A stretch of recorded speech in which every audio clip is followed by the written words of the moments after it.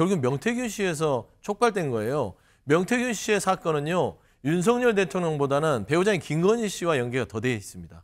이게 거의 터지기 직전에 결국에는 그런 조치를 취했고 그 조치가 결국에는 창원지검의 압박 수사가 황금포까지 나오면서 12월 2일 날 무슨 얘기를 했었죠? 명태균의 변호인이 황금폰을 민주당에 넘길 수 있다라고 얘기했습니다. 그리고 3일 날 비상계엄이 터졌죠. 불법 계엄이.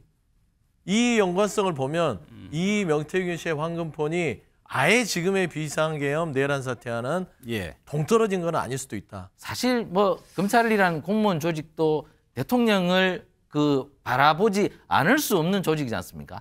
제가 볼 때는 이게 전국이 급변하니 이 나머지 수사에 대해서도 그냥 덮어버리기에는 좀 검찰도 궁색하니 제가 볼 때는 수사를 확대해서 휴대전화를 어디 있어 빨리 이렇게 내놔야 한다고 명태균 씨에게 계속해서 얘기를 하고 그리고 수사를 확대하는 취지로 갈 것 같은데 명태균 씨도 이를 통해서 뭔가 좀 자기가 앞으로 보석이라든가 뭐 이런 형사적으로 이득을 좀 취하려는 의도가 있기 때문에 이 소식도 좀 짚어보려고 합니다만 저희가 지금 나눴던 얘기하고 별개의 소식처럼 보이는데 사실 비상계엄이 터지기 전까지 가장 관심을 크게 받았던 인물이 명태균 씨죠. 명태균 씨 소식이 들어와 있습니다. 영상을 좀 먼저 보겠습니다. 대선 기간 때 쓴 휴대전화에 윤 대통령 녹취 없었습니까? 그거 잘 기억이 안 나요. 제가 그거 지금 벌써 시간이 얼마나 지났는데요. 대통령도 사적인 대화가 있는 거고 여사님도 사적인 대화가 있는 겁니다. 그러면 주변 사람들한테 물어보는 거 아닙니까? 저는 대한민국 국민이 아니에요. 강혜경 씨라는 사람한테 제가 좀 너스레 떨고 좀 오버하고 그다음에 격려 차원에서 한 얘기를 그것을 꼭 사실화시켜서 얘기합니다.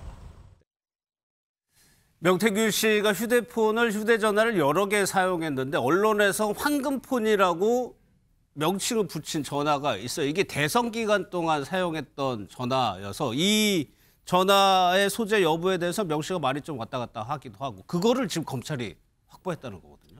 명태균 씨 최초 진술을 그 전화기는 모두 뭐 아버지 산소에 버리라고 해서 비밀 폐기하여서 내가 소재를 모른다고 진술하였습니다만 이제는 진술을 바꾸는 것 같습니다. 검찰이 명태균 씨에 대해서 두 개 혐의로 기소를 했죠. 첫째는 김영선 씨와 관련해서 김영선의 공천을 청탁해주고 그 대가로 김영선으로부터 7천여만 원을 수수하였다.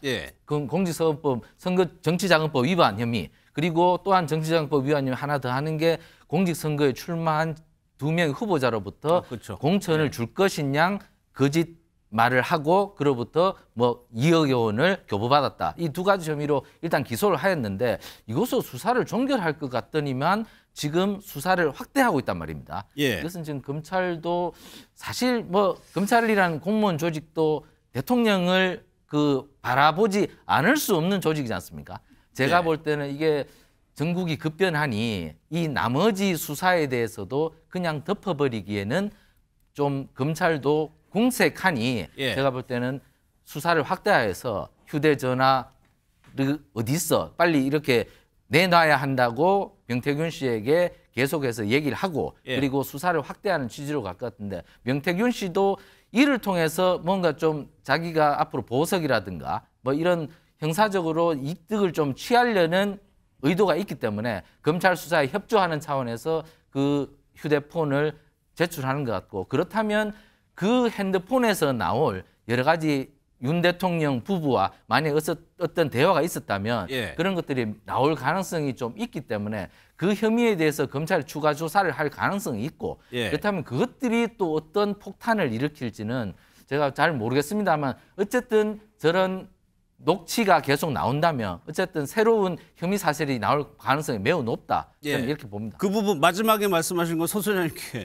여쭤볼게요. 지금 탄핵 정부하고 별개이긴 합니다만 실질적으로 뭐 대통령이나 김건희 여사의 육성이 나온다든가 이렇게 된다면 지금 탄핵 정국에 미칠 파장을 어떻게 보세요? 거기에 이제 기름을 더 아니 뭐 따지면 윤활유가 될 수는 있는 것 같아요. 따져보면 우리가 생각하는 것들이 왜 이렇게 말도 안 되는 불법 계엄을 통해서 내란 사태를 벌였을까?